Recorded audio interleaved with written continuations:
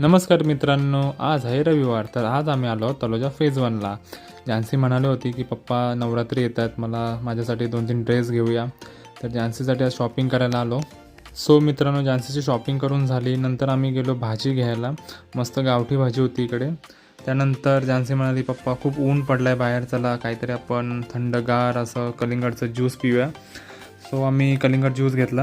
मग नंतर मित्रांनो आम्ही गेले केक शॉपमध्ये, कारण की आमच्या जानसीची अशी इच्छा होती की आपल्याला एक जण गाडीला 1 वर्ष जेव्हा होईल तेव्हा त्याचा बड्डे सेलिब्रेट करायचा. सो आम्ही केक घेतला. मित्रांनो हा आहे ॲक्वेरियम टनल. सो मित्रांनो आम्ही नंतर आलो आपल्या घरी. सो घरी आल्यानंतर आमच्या जानसीला काही राहत नव्हतं, तिने लगेच केक बाहेर आणला आणि बोलते चला केक कटिंग करून घेऊया.